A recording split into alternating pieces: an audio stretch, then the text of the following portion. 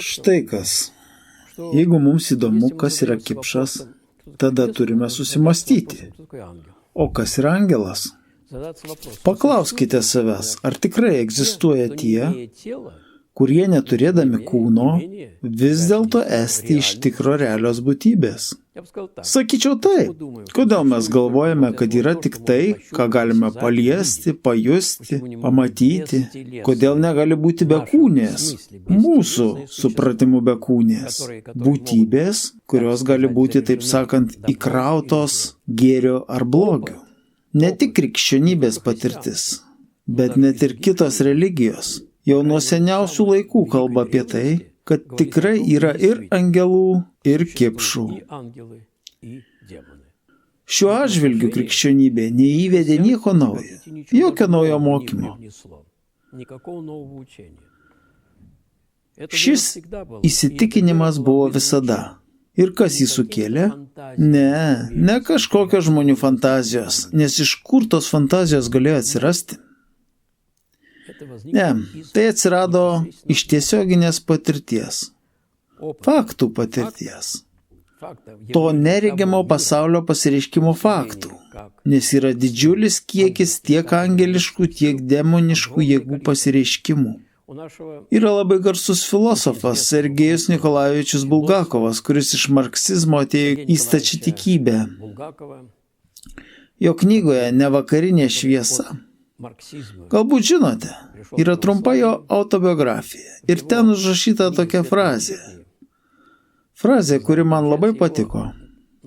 Cituoju, religinių faktų kalnas visiškai uždengia skepticizmo kalvą. Citatos pabaiga. Faktų iš tikro yra daugybė. Apie tai, kaip žmonės netikėtai susidurdavo su gyventojais. To, aš pasakyčiau, čia esančio neregimo pasaulio, esančio čia, o ne kažkur. Didžiulis faktų kiekis. Ypač pažvelkite į tai, ką pavyzdžiui patyrė daugelis spiritistų atlikdami tuos seansus. Kaip jie jau kartais net akivaizdžiai susidūrė su būtybėmis. Daugelio šventųjų patirtis liudija šių dvasių viziją. Ir jie, beje, kalba labai įdomius dalykus. Sakyčiau, ir jie sako, kad tai yra didelis Dievo gailestingumas, kad mes dabartinėje savo būsenoje nematome nei tų, nei anų. Nes visi, kurie susidūrė su kipšų pasauliu, kipšams apsireiškus, sakė, tai yra bjaurūs.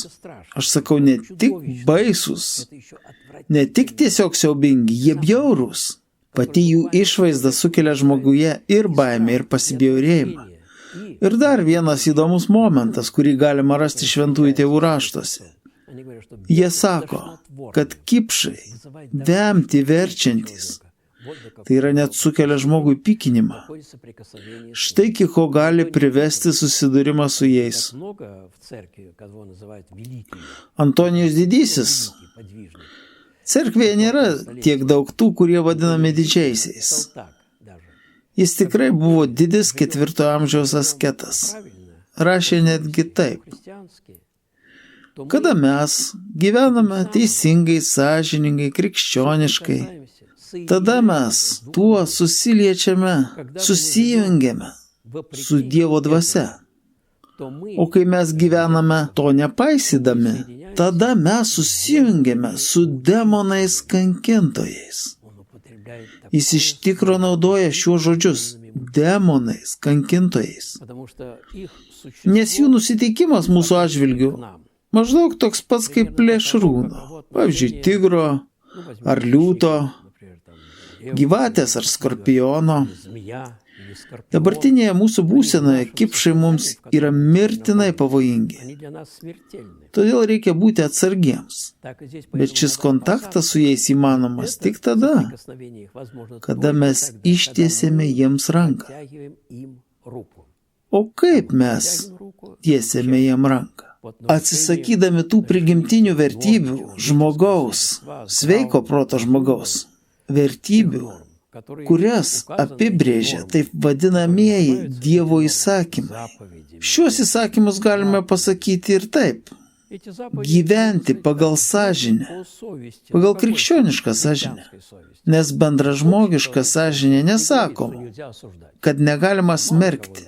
Na, maža ką aš pasmerkiu. Tai kas iš to? Maža kam pavydėjau.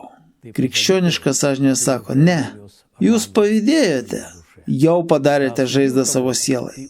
Ką nors pasmerkėte, jau įžeidėte savo sielą. Ar suvokėte, kiek krikščioniška sąžinė yra gilesnė? Kiek giliau žvelgia į žmogaus sielą? Tai labai svarbu suprasti. Todėl demoniškos jėgos, taip, jos yra dvasios. Turinčios, kaip daugelis šventų tėvų sako, subtilų kūną.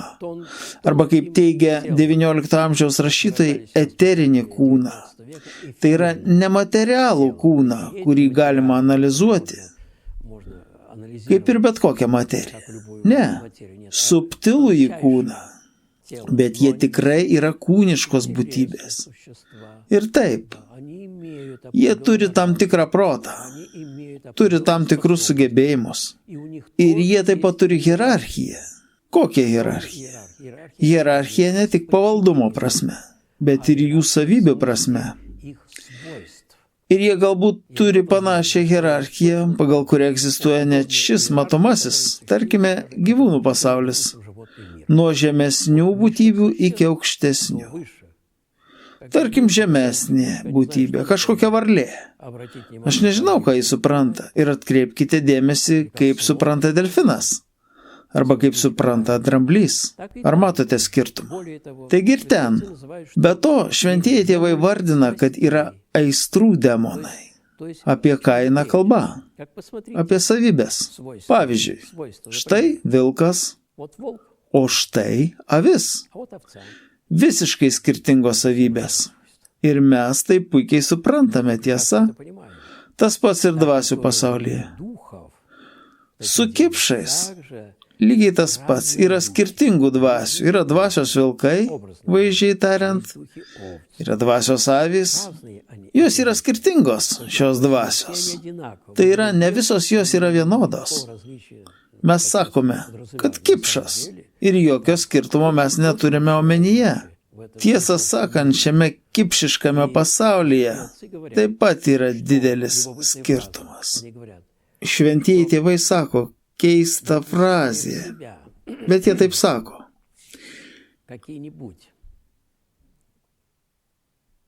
Įsileisdamas kokias nors nuodėmingas mintis ir norus, jūs atsiveriate savo sieloje langą ar duris įėjimui tokios dvasios kipšai, kuris jau gali sužadinti šią aistrą visiškai nenatūralia, ypatingai milžiniška jėga. Šventieji tėvai taip pat sako, ištvirkavimo kipšas, įniršio kipšas. Todėl reikia labai saugotis, kad neatidarytumėte jiems šių durų.